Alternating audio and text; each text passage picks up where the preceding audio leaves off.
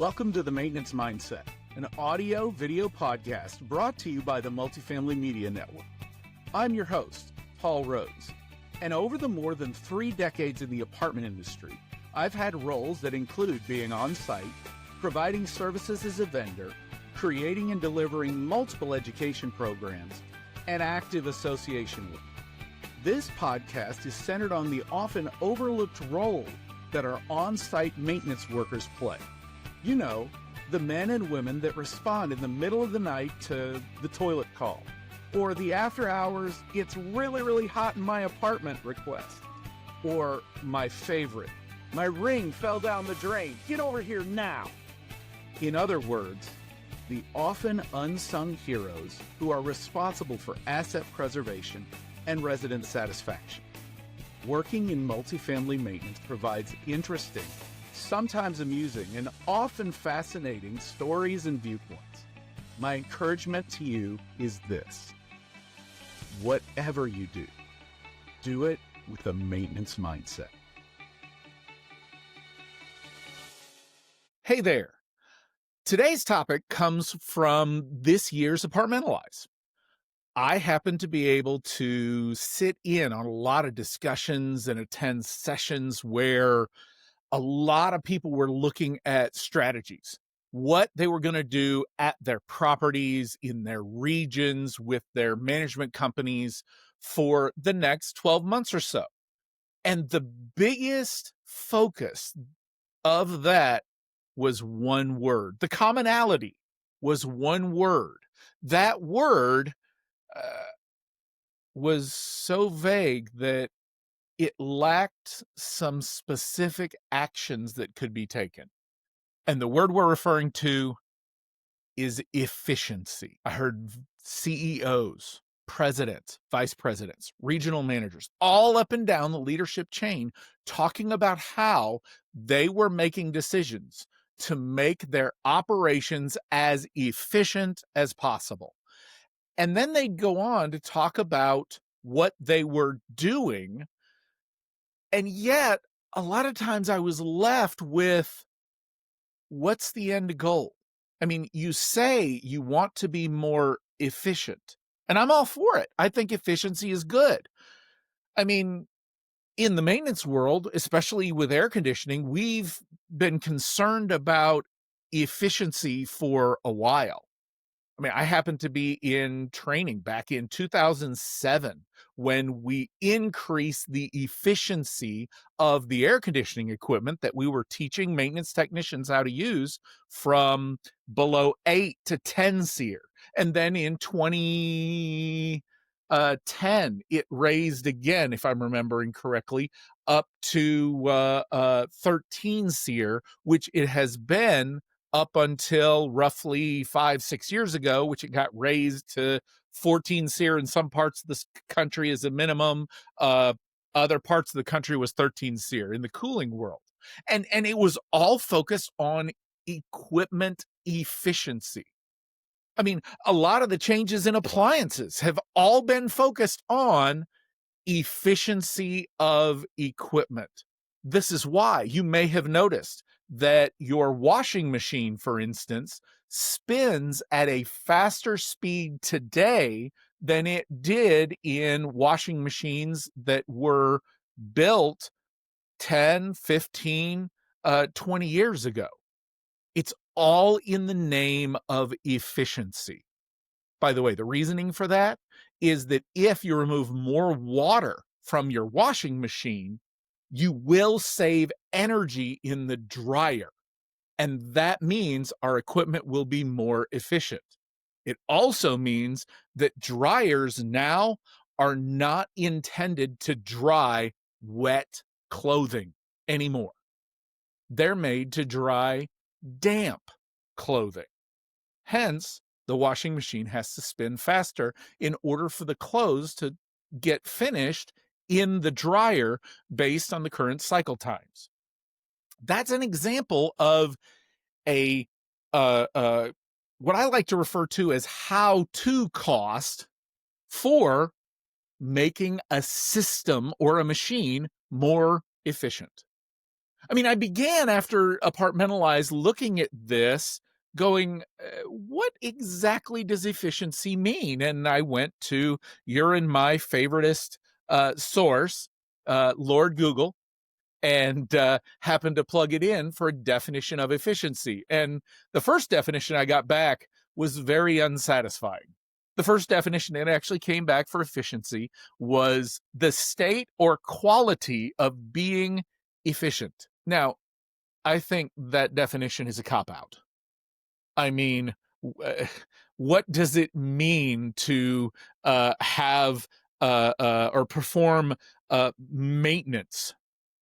Well, it's a state or useful or quality of performing, of maintaining something. In other words, you're using a part of the word to define the word that you're looking up. I think that's a cop-out, which is why I redid it again. And the second definition I got back is the one that rings true, and it's the one that, just like the washer and dryer combo, has meaning for us to determine the how-to cost for us for our on-site operations. The definition was the ratio of useful work performed in a process or by a machine to the total energy expended. In other words, if our goal by using that definition of efficiency is to decrease that ratio overall, we have two things we can work with. Either we can decrease the quantity of work that we're doing and result in efficiency, or we can decrease what we're doing, meaning how much energy is expended in doing that work. I mean, air conditioning systems. A 10-SEER air conditioning system and a 13-SEER air conditioning system, they both do the same things. I mean, 1 ton of cooling is 12,000 BTUs of heat. The difference from an efficiency standpoint in a 10-SEER system and a 13-SEER system is not in the quantity of heat that they're going to move. They both have the same capacity.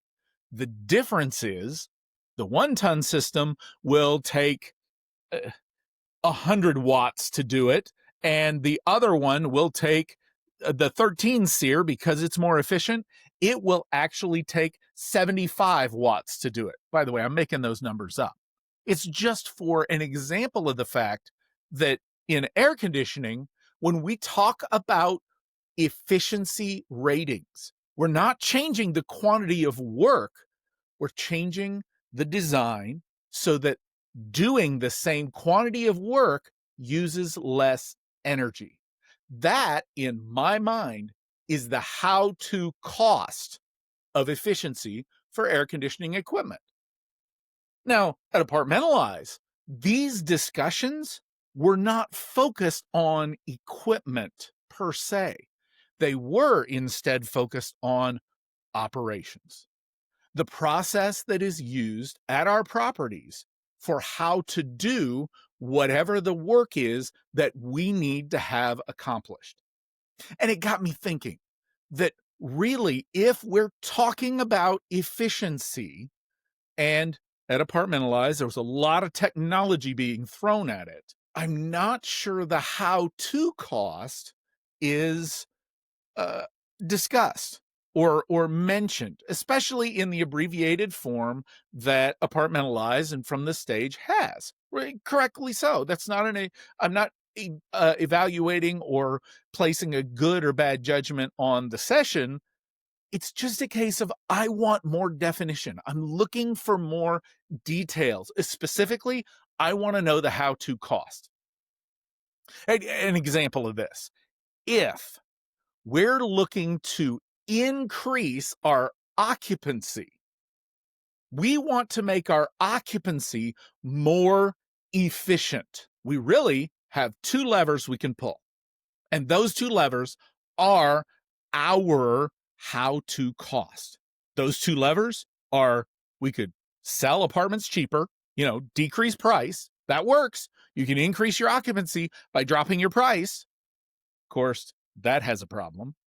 Or we could increase our renewals. Both of those have a cost. To increase renewals, generally, that means we need to provide better service. If we're going to provide better service or provide better perceived service or perceived value for our residents, that has a cost as well. We've discussed before about training our service teams on better customer service skills, possibly responding to maintenance requests faster, being more accurate, having more parts in stock. All of those are a part of that how to cost. That one is easy, though. I mean, I think a lot of us understand it that very instinctual. And what I'm interested in doing in this episode, and maybe a couple more episodes, is exploring the how to cost of making various portions of our on-site life more efficient. The first one I'd like to discuss is decreasing the quantity of days vacant for our empty apartments. You know, the standard life cycle is a resident moves in, they live at our community for the term of the lease, and at the end of the lease, they move out. And in between time of our resident to the next resident, we have a vacant apartment. And every day that apartment is vacant, it costs us money in lost rent. It costs us money in advertising and marketing and manpower and parts and things that we just have to do. So if we are to make that time more efficient, what's the how-to cost to do that? I thought through some various things that we could do better that are not always exactly to deal directly with it. However, if we do these things or take some of these things, it will, in the end, decrease the total days lost occupancy. The first one was, are we certain that our entire team, it has the same priority level with what we're looking to accomplish? And this statement actually comes from a recent discussion with a roundtable group of maintenance leaders, in that we were asking what could happen, what would we do to decrease our time lost during vacancy. And a lot of people, including myself, we brought up KPIs, and all of our property management companies had a specific key progress indicator of a certain quantity of days that the apartment is not ready. In other words, if a resident moves out on the 1st, a KPI is we want that apartment ready by the 5th. So a 5-day turnaround. Some people said it's a 2-week turnaround. I mean, with the management company I was director of maintenance of, that was ours, was 14 days. We were doing renovations. We were doing other things involved with it. I'm aware of a management company up in the Midwest that actually has a 48-hour KPI. They turn the apartment overnight. They have labor that comes in, painters and cleaners and that. They do all that work overnight. But the challenge was, it was brought up in this roundtable, is that on the maintenance side of the house, we're knocking ourselves out to meet whatever KPI. And yet on the sales side of the house, they're not exactly worried about days lost. They're not pushing or marketing in a way that makes that same 7-day window or 14-day window, whatever the KPI window is, with the same level of urgency. That disconnect means that our on-site teams often are not working with the same level of intensity which is required to meet the KPI. Are our teams performing pre-move-out inspections? I think this one thing One how-to cost could decrease the total numbers of days lost by a huge amount. It's my belief that if we go into a move out and the first time I, as the person who's going to be scheduling a painter, a cleaner, whether I do it in-house or whether I vend it out, if it's the first time I'm seeing that on the day of move out, I'm already lost. I don't know what damages I have the potential of seeing, and I don't know what specialty parts I need to order. In today's logistical challenges, if we're dealing with a customer special order part, it could take 2 to 3 weeks in order to get that part or component in-house. And if I don't have it stocked, it's going to increase the amount of time that the apartment is vacant. What if before a resident puts in their notice to vacate, what if we reminded them of potential damages, charges? What if they have potential damages and charges? What if we worked out a deal with a potential vendor that might give them a discount to make repairs before it becomes my team's time to fix whatever it is? That would decrease the time because we've decreased the quantity of repairs needed. What if we went back through our work orders and we did a full evaluation of the parts we have on hand and make sure that the parts that we do have on hand are standardized?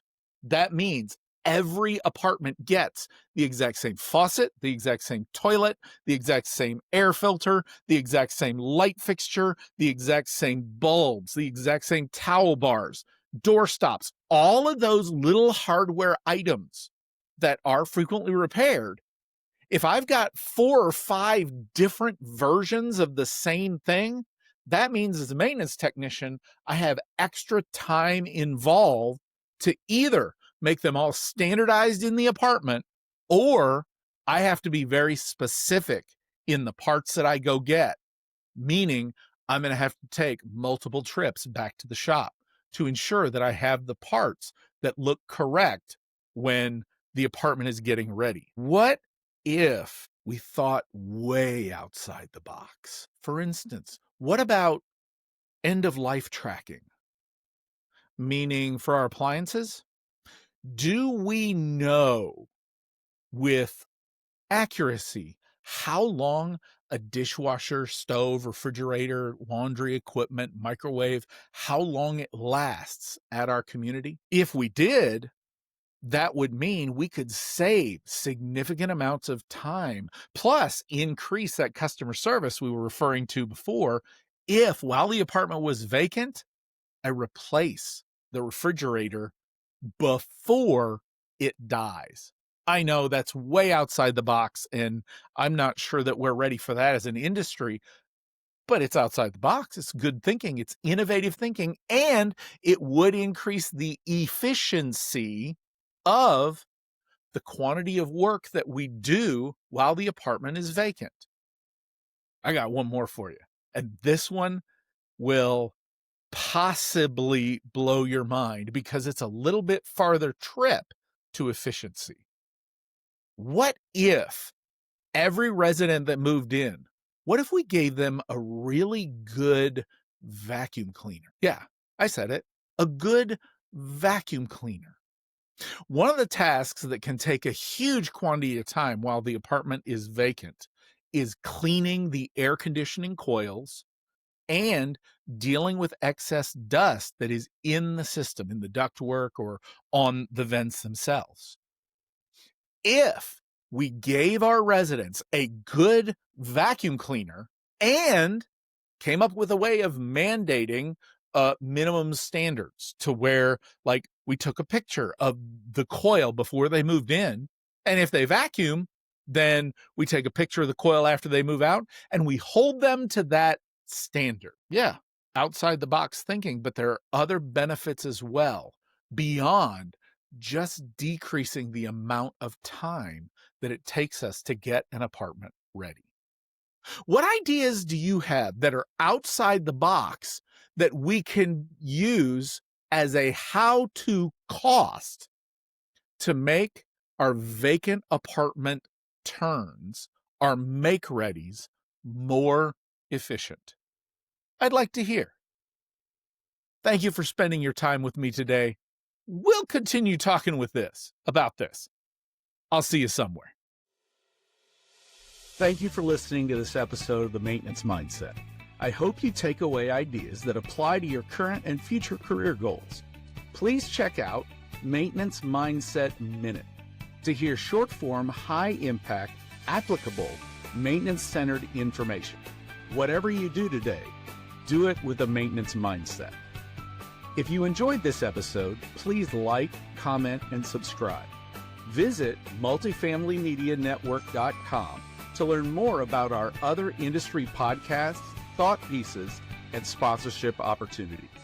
I'll see you somewhere.